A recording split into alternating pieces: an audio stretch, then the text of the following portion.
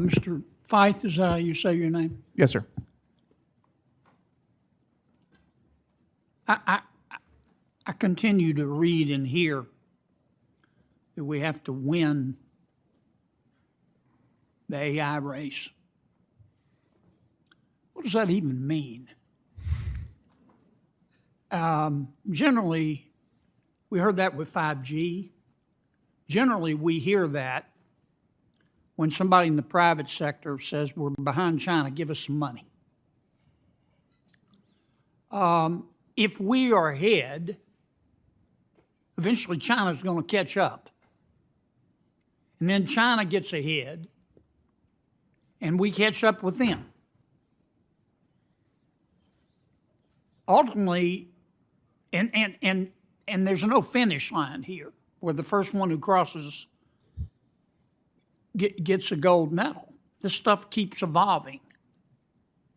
Aren't we ultimately going to have to sit down with China and reach some sort of compromise in terms of a modicum of cooperation?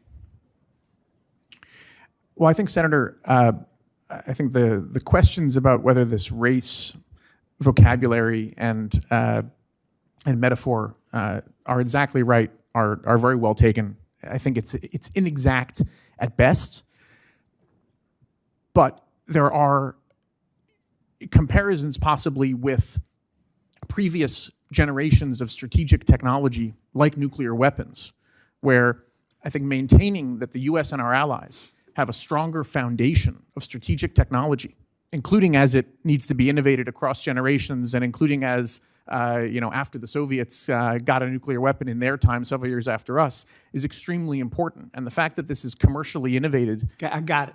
I'm sorry. I don't mean to be rude, but I don't have time for history.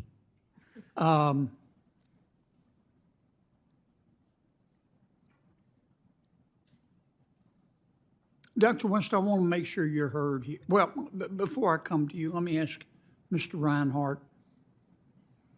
Do you think we ought to have state-owned AI companies?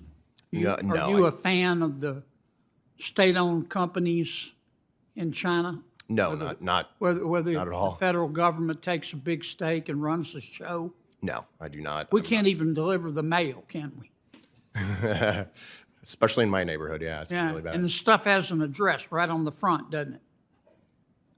Yeah, I think that we can be smart about how we do grant programs. I mean, there's ways that we can be smart about the grant programs. Well, just the various, we've had, as we talked about, some of the CHIPS Act parts of the CHIPS Act program are still out.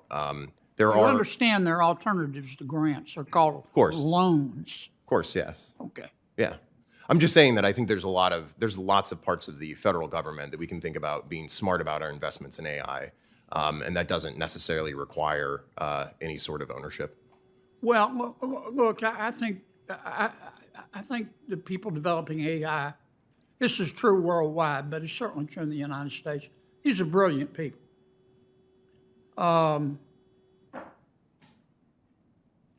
Right now, they're spending money to try to be the biggest and the best and the wealthiest. And I don't mean disrespect when I say this. I'm proud of them as American entrepreneurs, but I trust them like I trust a rest stop bathroom. I remember when one of the leaders in another hearing about a year ago, I asked him, I said, man, you must make a lot of money. And he said, oh, no, I do this for the goodness of the people. I only get my health insurance paid. Wrong. So, Dr. West, you make a good point, but I guess my question is, what do you expect us to do? It's here. And people are going to lose their jobs. I hate to see that. I might lose mine. But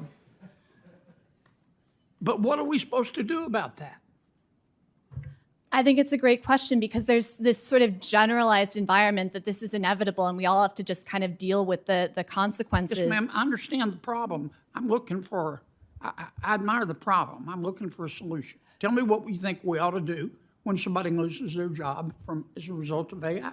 In the next 10 seconds or so. Oh, wow. I think we need strong accountability measures that restrain the actions of this industry that are sort of experimenting in the wild with the release of Dr. these West, tools. that tells me nothing. I'm sorry.